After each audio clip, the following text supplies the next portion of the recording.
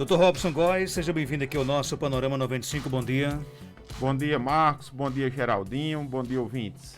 Olha, o nosso tema de hoje é úlcera de córnea em cães e gatos. Como tratar a úlcera de córnea em cães e gatos, Dr. Robson? Veja só, Marcos, primeiro a gente precisa entender o que seria a questão da úlcera de córnea. A úlcera de córnea nada mais é do que uma ceratite ulcerativa. O que seria isso?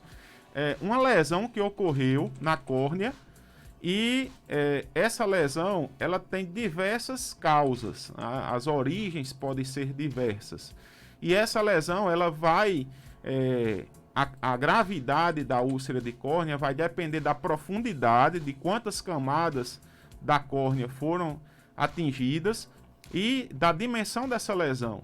Isso aí vai fazer com que o profissional médico veterinário tenha que avaliar essa extensão dessa lesão para saber qual o tratamento vai ser mais adequado para essa lesão. Se seria um tratamento cirúrgico ou um tratamento medicamentoso, ou os dois tratamentos. Mas o importante é você principalmente diagnosticar o que causou essa úlcera de córnea. Porque as causas podem ser diversas. Pode ser uma causa traumática, pode ser uma causa por um corpo estranho. Aí, por exemplo, um pedaço de ferro, um pedaço de poeira, pode ter sido traumática porque o animal foi coçar a cabeça em algum objeto, ou foi coçar e a unha lesionou a córnea, e diversas outras causas que a gente pode citar, por exemplo, causas bacterianas, causas fúngicas. Aí existe muito comum, principalmente em felinos, a questão do herpes vírus felino, que também causa essas lesões e essas úlceras de córnea. E até, Marcos, uma ceratoconsjuntivite seca, o organismo deixa de produzir lágrima, por exemplo, em virtude de uma doença do carrapato, pode causar uma ceratoconsjuntivite seca, e essa ausência de lágrima pode propiciar uma úlcera de córnea. Uma triquíase, que seria os pelos batendo no olho, causando essas lesões. Entrópio, que são os pelos, os cílios, os pelos nascem para dentro do olho, né, na pálpebra, e fica lesionando ali o pelo, batendo na córnea, causando úlcera. Então, quando você diagnostica realmente a causa dessa úlcera de córnea e a extensão dessa úlcera de córnea, que o médico veterinário vai detectar através de um exame com um corante à base de fluoresceína, que é um corantezinho verde, que é introduzido no olho, uma gotinha, e vai corar a lesão da úlcera de córnea, dizendo ali ao profissional médico veterinário a extensão e a profundidade dessa úlcera, tá? Então, quando você diagnostica isso, aí vai partir para resolver o problema, que aí, por exemplo, se for um entrópio, ele vai ter de fazer a cirurgia de remoção desses cílios. Se for um corpo estranho, ele vai ter de retirar esse corpo estranho. E as outras doenças aí que eu citei, cada um ele vai tratar, e também tratar a úlcera de córnea, que se você não utilizar o medicamento adequado, eu vejo aí diversas pessoas que pegam qualquer colírio, e que esses colírios têm produtos que, ao invés de ajudar na cicatrização da úlcera de córnea, eles fazem agravar o problema.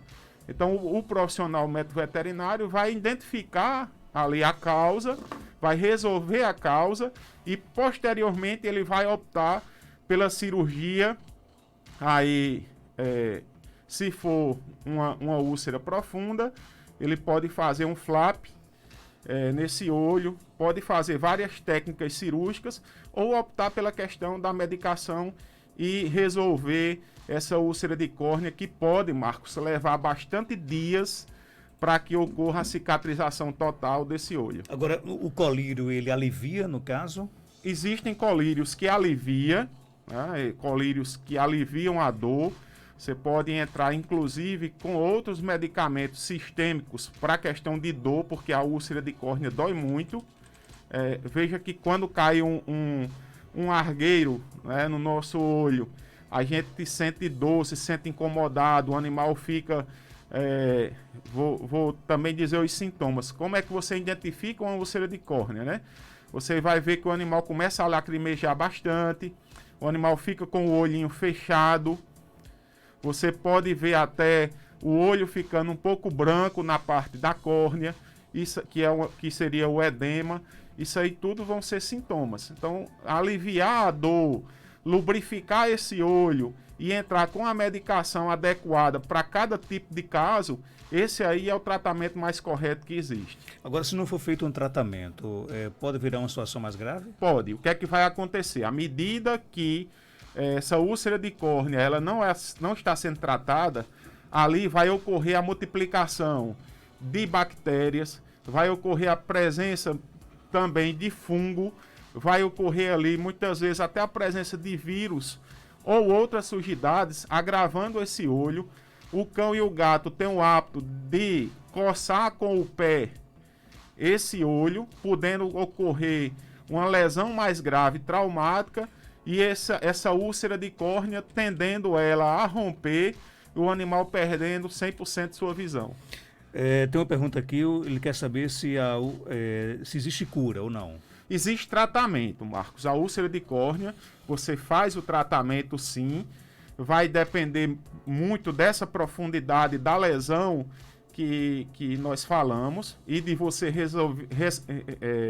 resolver a causa, porque tem pessoas que se preocupam apenas em tratar a úlcera, mas não trata a causa da úlcera, mantendo muitas vezes ali o causador da lesão no ambiente, e o animal não vai ficar bom. Então tem de ter todos esses cuidados, essa avaliação oftálmica do paciente, o profissional médico veterinário vai ter de utilizar recursos, muitas vezes de equipamentos, para que possa identificar com detalhes esse grau, essa lesão que está ocorrendo no olho.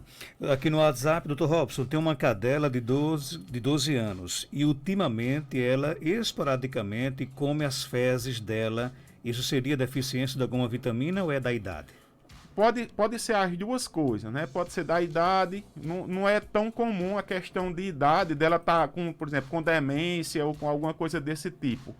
Isso aí pode estar relacionado a alguma doença, pode estar relacionado a hábito, a deficiência de algumas vitaminas, mas principalmente minerais, e que deve-se observar, Marcos. Tem alguns produtos no mercado que você utiliza e que dá um gosto ruim nas fezes.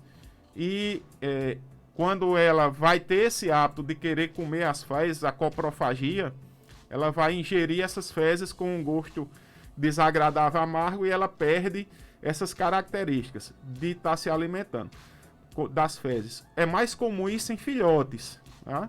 Em animais idosos não é muito comum isso acontecer.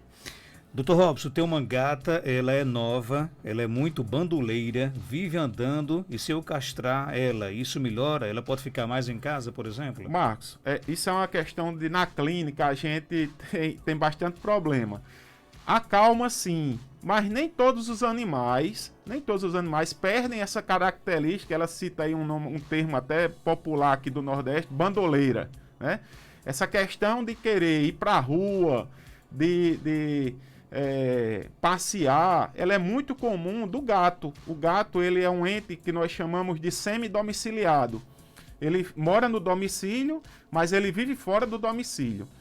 E essa castração, ela muitas vezes diminui a vontade de um animal querer sair para ir namorar, mas não impede, justamente por essa característica que ele tem de ser semi-domiciliado. O gato é caçador, ele gosta de sair de noite, muitas vezes para caçar, para pegar uma lagartixa, para pegar um rato, para brigar, né? E também isso a gente fica com dificuldade muitas vezes porque você traz um gato para a clínica para castrar, um macho ou uma fêmea, na intenção de diminuir esse apetite sexual, mas o hábito dele de querer sair na rua, de querer ir brigar, de querer ir caçar, a gente não consegue tirar. Então, quanto à questão da reprodução, resolve-se sim. Porém, os outros hábitos que ele tem, aí fica um pouco dificultado. Tem pergunta aqui, vamos ouvir? Bom dia, Marcos Danta. Eu queria saber de Dr. Robson Góes, porque eu tenho uma gata aqui em casa, ela faz 10 anos tem ela. Ela tem 10 anos. Aí ela tá com os olhinhos chorando. Tem dia que ela enxerga, tem dia que não enxerga. E os olhinhos só chorando. Não enxerga quase nada. Eu queria saber o que é. O que é que eu faço? E aí, doutor Robson? Marcos, primeiro, essa questão dos olhos chorando, que ela fala, lacrimejando, tem alguma lesão causando nesse olho. Ou local, né, ou sistêmica. Ou alguma doença que ela tá no corpo, fazendo com que ela tenha muito lacrimejamento. Ou possa ser que tenha, como eu falei a vocês anteriormente, em felino é muito comum problema de herpes. E Caicó tem muito problema de herpes felina. E ela pode ter essa herpes causando essas ulcerações na córnea e fazendo com que ela lacrimeje bastante e sinta dor e fique com esses olhinhos fechados. Então aí a senhora teria de fazer levar para um profissional médico veterinário para fazer essa avaliação no olho ou sistêmica no animal, no corpo todo, para ver, identificar a causa desse lacrimejamento. Tem mais perguntas chegando? Bom dia, Marcos. Bom dia, doutor Robson. Doutor Robson, me tire uma dúvida, por favor. Aqui no meu bairro, aqui no Alta Boa Vista, tinha uma cadelinha de rua. Ela pariu, eu estava alimentando os filhotes e ela. Aí, graças a Deus, a gente conseguiu fazer a doação. A gente doou os filhotes. 8 filhotes. A gente desapartou ontem. Ela deu cria no dia 31 de agosto. Estava aproximadamente 2 meses.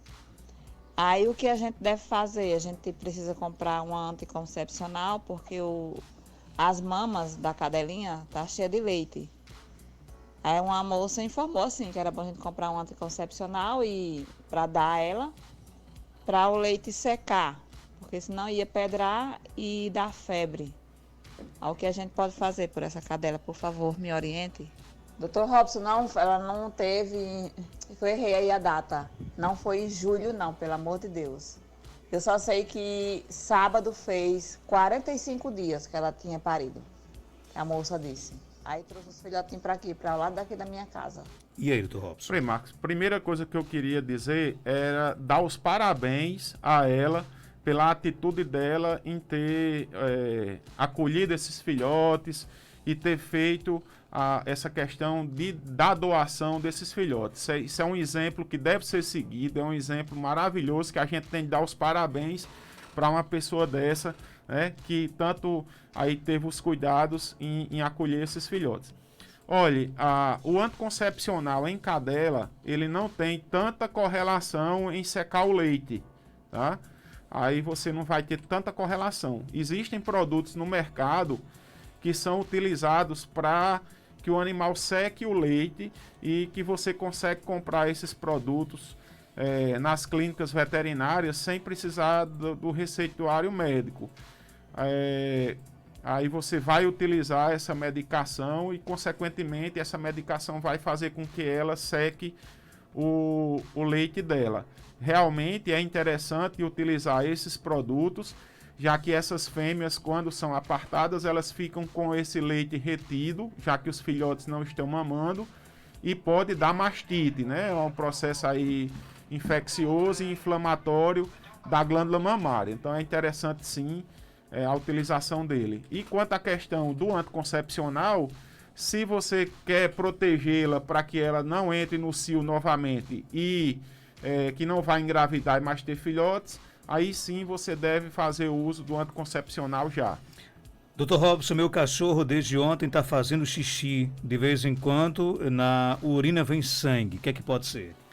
Olha, essa questão de urina com sangue, Marcos, pode ser basicamente 3 coisas. Pode ser uma cistite, que seria um processo inflamatório na bexiga. ou ali pode ser também um cálculo, tem cálculos aí, principalmente cálculos a nível de bexiga, que eles podem causar isso, ou quando vão ser eliminados, pode também causar essas lesões a nível de uretra. Pode ser lesão de próstata, que também tem essas características. E pode ter uma doença correlacionada a animais que têm plaquetas baixas aí em virtude de doença do carrapato, ou em virtude de uma leishmaniose ou de outros problemas mais. Eles têm as plaquetas baixas, que qualquer processo inflamatório a nível de bexiga e de uretra faz com que ele fique eliminando aí essa urina com sangue. Então teria de avaliar aí através de exames clínicos e laboratoriais para ver qual a doença está sendo acometida esse animal. Tem mais pergunta? Bom dia, Marco Janta. Bom dia, Dr. Robson. Doutor, eu tenho um cachorro aqui. Quando eu adotei ele era para ser um pinche, que era pequenininho, pinche número 3. Só que o bicho tá crescendo, não para de crescer não. Já tá ficando a diferença dos outros pinches. Tá de quase 3 tamanhos já dos outros pinches. Aí me diga uma coisa, existe outro tamanho de pinche fora acima do número 3? Porque até meus vizinhos aqui já estão apelidando ele de mini Doberman. Ele tem a orelha em pé e o focinho bem comprido e as canelonas. É pinche ou não é? Rapaz, fica difícil a gente dizer se é pinche ou não, Marcos. Mas eu conheço pinche bem grandes, tá? Eu conheço pinche, porque o pessoal é acostumado, eu tenho uma pinche em casa, o pessoal é acostumado a pinche pequenininha, uma pinche com 1 quilo, 2 quilos, 3 quilos, até 5 quilos. Mas eu conheço pinche com 8 quilos, né? E é pinche. Agora, tem muitos animais desses que é Fox Paulistinha, que é são outras raças que tem aí, e que também existe cruzamento, eles não são especificamente pinche, e que dá essas características de um porte maior, né, que são bastante parecidos. Bom dia, tem uma gata siamesa, estamos notando que ela está com pouca visão. Isso é normal, já que ela tem olhos claros? Não, não é normal. A questão do olho claro, ele não vai interferir por si só na questão de visibilidade, né? Nos cones e nos bastonetes, aí não vai ter tanta interferência. Mas teria de avaliar se ela já está com início aí, Marcos, principalmente de catarata, que não é tão comum em gatos, é mais comum em cão, a questão da catarata, mas teria de fazer uma avaliação e ver o que é que está acontecendo no olho dessa gata. Tem mais pergunta? Bom dia, doutor. Aqui na rua que eu moro, tem uma gatinha de rua que ela estava gestante e ela começou a chegar na minha calçada e eu comecei a alimentar. E de repente eu percebi que ela teve já os filhotes, só que eu não sei onde está e ela não aparece com eles. Ou seja, ela tem um espirro, espirra muito. Gostaria de saber assim um remédio para eu comprar para dar para a bichinha, que eu estou com pena dela. E já comecei a alimentar com ração. Todo dia ela vem, eu dou manhã, tarde e noite. E esses filhotes nada. Meu vizinho acha que os outros gatos comeram os gatinhos dela. Um abraço, Liduína Serrote Branco. Liduína, veja só. Geralmente as gatas, elas gostam de esconder os filhotes num canto que ela acha que está protegido, justamente para evitar essa morte, porque os gatos machos têm o hábito de matar a prole, matar os filhos dos outros gatos, que é justamente para que não ocorra a perpetuação de outra carga genética que não seja a dele. Então ela procura esconder em um canto. Você vai perceber se os filhotes ainda estão vivos ou não quando você pegar a gata e olhar se os peitos estão chupados. Você vai ver ali uma área onde os gatinhos mamam, Marcos, vai estar babado ali, né? Que eles ficam mamando e fica uma área bem delimitada ao redor do peito da gata. A questão do espirro é muito preocupante porque em Caicó, em Caicó e no Brasil hoje existe uma circulação que nós chamamos de complexo respiratório felino. Está envolvido diversos agentes, aí que seja bactéria, que seja vírus, aí tem vários agentes, podemos citar aqui clamídia, micoplasma, calicivírus, tem diversos agentes que podem estar causando. Fica difícil a gente dizer uma medicação, porque a gente não sabe qual agente está causando esse complexo respiratório felino. O que a gente orienta dê algum produto que seja imunoestimulante.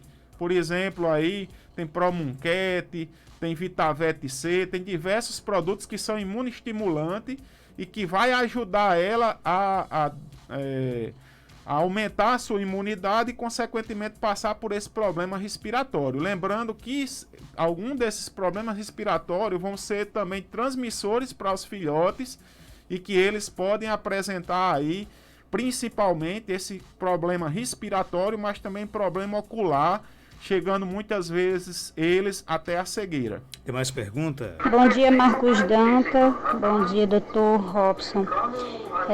A minha pergunta é, doutor Robson, quantas vezes no dia, aqui em casa tem 2 cachorros, para a pessoa alimentar ele? Meus parabéns, Geraldinho Oliveira, que Deus te abençoe grandemente, lhe dando saúde e paz na sua vida. Amém. Amém. E eu ia deixar para dar os parabéns a Geraldinho no final, né? Hoje ele está abençoado, todos os padres, Wanda Santos, todos os padres estão abençoando ele. Então isso aí é muito bom e mostra o carinho que todos têm por ele. E fica aqui, Geraldinho, já deu os parabéns lá fora, fica os parabéns aqui ao vivo. Quanto à questão de quantas vezes eu devo alimentar meu cão? Tem animais que, com uma só alimentação, ele fica alimentado e nutrido por todo o dia. Então, tem pessoas que alimentam só uma vez e o animal vai digerindo essa ração, dependendo da sua qualidade. Ele fica nutrido e alimentado por todo o dia. Particularmente, eu prefiro fornecer a ração durante 3 vezes ao dia. Então, geralmente, eu peço para as pessoas darem 40% da alimentação de manhã, aí 30% da alimentação de meio-dia e 30% da alimentação à noite. Então, você pega, vamos dizer que ele vou dar um valor aqui, 1 quilo de ração ao dia. Então você dá 400 gramas de manhã, 300 gramas de meio-dia e 300 gramas à noite. Mas vai depender aí de animal para animal. Ok, Dr. Robson, tem uma cachorrinha Shih Tzu, né? Que tem a mania de raspar as unhas nas paredes. A minha faz isso também, viu? Será só para serrar as unhas ou algum problema? Pode ser para serrar as unhas, mas a maioria está correlacionada a problemas aí de deficiências de vitaminas, minerais ou, Marcos, muitas vezes até hábito, né? Tem animais que realmente fica com essas características a gente examina, Suzy mesmo, a gente examina, vê, faz reposição de vitaminas e minerais e ela continua com esse hábito. Então também a gente pode estar relacionado a hábito. Não sei se Spike também tem esse hábito. Spike é cachorro de rico, é diferente. Né? Joelma tá aqui agora, Spike é um guerreiro. Eu tenho que trazer para Dr. Robson, o senhor decora muito o nome dos animais. Não, né? Marcos, veja só, o hábito da gente ter as características dos animais, né, os clientes, a gente procura sempre estar atento, porque é muito importante e é muito gratificante para o tutor que você chame o animal dele pelo nome, que você chame a pessoa pelo nome. Quando a gente se encontra muitas vezes na rua, né? Caicó é uma cidade que a gente tem um convívio pessoal muito bom. E é muito gratificante quando a pessoa se encontra com aquele tutor na rua e você pergunta pelo nome do cachorro, não pergunta por ele não, pergunta pelo nome do cachorro, pelo nome do gato dele, ele fica muito gratificado. É só que Spike tá abandonado, coitado, tá lá em Paris abandonado. Eu tenho que trazer para um veterinário bacana desse, né? Se eu ligar aqui o microfone aqui. Eu tenho que trazer Spike para um veterinário bacana, competente. Tá perdendo tempo, né? Aí, tá vendo? Tem uma pergunta aqui, doutor. Eu tenho um gato siamês, o pelo cai muito. O que é que eu devo dar para ele? Maria José. Maria José, o gato, ele troca o pelo diariamente. Tanto o gato como o cão. Nós, seres humanos, se você perceber, quando você penteia seu cabelo, todo dia cai cabelo. Claro que a queda de pelo excessiva, ela está correlacionada muitas vezes a alguma doença. Pode ser uma deficiência de uma vitamina, de um mineral. Mas o que eu gosto de dizer perceba se está ficando áreas de alopecia, áreas sem pelo no seu animal. Se está a presença de áreas sem pelo, se o pelo está seco, está quebradiço, se tem algum problema, né, de pele, aí realmente uma caspa, aí uma ferida, aí sim ele tem um problema de uma dermatite que deve ser investigada. Mas a queda de pelo, por si só, ela é normal e é natural nos animais. Essa resposta já contempla aqui a pergunta aqui da nossa outra ouvinte, que diz que tem um piche e tem 8 meses e o pelo cai muito. As pessoas confundem, né? Então a troca do pelo é normal. A troca do pelo é normal. Ocorre todo dia o nascimento de novos pelos nos folículos, como também o enfraquecimento e a queda desses pelos. Existem doenças que podem ser hormonais, por exemplo, problemas de tireoide, que faz com que esse animal tenha quedas de pelo. Tem outros problemas de deficiências de vitaminas, de minerais, e que enfraquece, às vezes tem ali uma presença de um fungo, de uma bactéria no folículo piloso, e que faz com que caia aí esse pelo. Porém, deve ser investigado pelo profissional. Tem aí medicamentos no mercado para fortalecimento do pelo. Eu posso citar aqui, por exemplo, Peliderme, que você deve utilizar. Agora, teve áreas de alopecia, aí você investigue e leve a um profissional médico veterinário. Abraçar aqui o nosso ouvinte Daíla de Jucurutu. Daíla, espero que você tenha ficado mais tranquilo aí, que ela disse que o pelo do cachorro está caindo demais, né? Então... essa queda de pelo é normal. Não atrapalha o Dr. Robson, não, João. Não, ela... veja só, Spike é o sucesso, Marcos. Tem mais pergunta aqui. Essa pergunta aqui é demais. Vamos escutar. Bom dia, aqui é Marquito. Minha cachorra Pinte, que é muito danada, além de querer assistir televisão com a gente, tá com mania de comer amendoim. A gente dá um amendoim, ela bota na boca, quebra, joga no chão para descascar e come. Eu quero saber se amendoim é ofensivo a cachorro. E parabéns pelo quadro, muito bom. O Marquinhos esteve aqui ontem, disse que ele reza para chegar sexta-feira para escutar o seu quadro. Trouxe pamonha para cá hoje, né? Pamonha, né? Agora eu sou louco para conhecer essa cachorra dele. Marquito, rapaz, parabéns aí pela semana passada, foi semana retrasada, ele falou a história da cadela assistir televisão, né? E por incrível que pareça, Marcos, eu estava olhando no Instagram esses dias, aí tinha lá uma pessoa que estava estudando no computador e a gata estudando também com ele, né? Olhando lá no computador. É bastante comum isso acontecer. Mas, veja só, Marquito, o grande problema do amendoim é a questão de fungo. No amendoim tem muita afotoxina, micotoxina, que pode causar problemas de uma toxinfecção alimentar no animal. Então, eu particularmente não indico você a fazer a utilização, porque a gente não tem como certificar que ali no amendoim não tem a presença de uma toxina, de um fungo ali que possa causar um problema mais sério para a sua cadela, principalmente a pinche, que esses problemas de intoxicação são por quilo de peso, a DL é por quilo de peso. Muitas vezes um pedacinho pequenininho de um amendoim para um pinche que é pequeno pode causar uma infecção intestinal ou uma toxinfecção alimentar mais grave do que você dá para um dog alemão que é de 70 quilos. Então isso aí a gente tem uma correlação. Eu não indicaria fazer a utilização. Então parar imediatamente o amendoim para a Nina, né? Nina não pode comer amendoim. Com certeza. Ela pode comer pamonha também, não?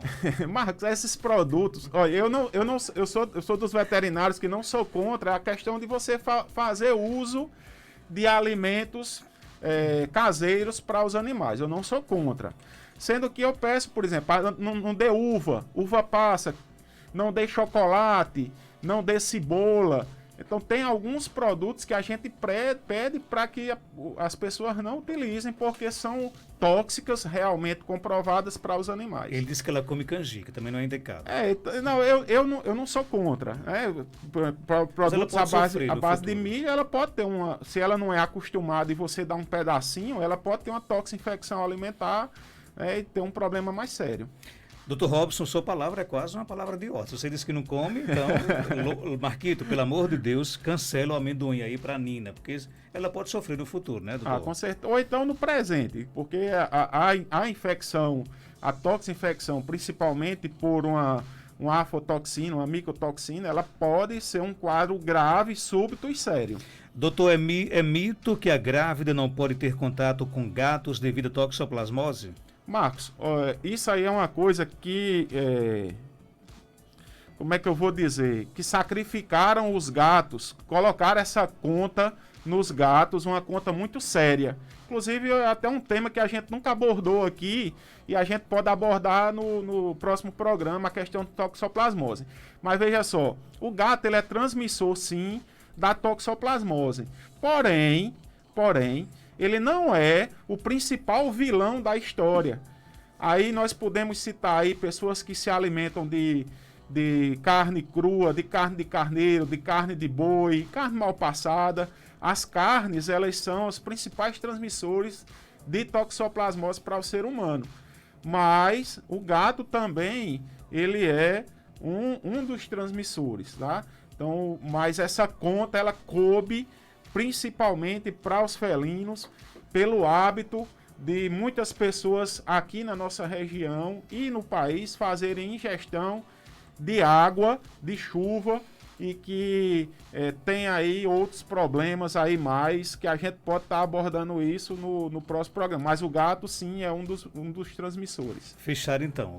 Dr. Robson Góes é médico veterinário, está na Clínica Veteripet, na Rua Augusto Monteiro, 569, aqui no centro de Caicó. Telefone 3421-1263. Você pode seguir a Veteripet no Instagram, instagram.com/Veteripet Caicó. Dr. Robson, obrigado pela sua participação. Até sexta-feira, se Deus quiser. Obrigado, Marcos, e agradecer a todos que estão seguindo a clínica no Instagram, nas redes sociais. Lá tem dicas, tem tudo, né? Tem dicas, tem tudo. A gente sempre posta alguma coisa importante e também a gente tira dúvida. As pessoas se comunicam através do Instagram, a gente tira uma dúvida, tira outra. Muitas vezes a gente não tem como responder de imediato, porque são os profissionais quem responde, são os médicos veterinários. E muitas vezes a gente está numa clínica, tá numa cirurgia, e não, de imediato a gente não responde, mas sempre procura estar respondendo a todos. Obrigado e um bom final de semana. São 8 horas.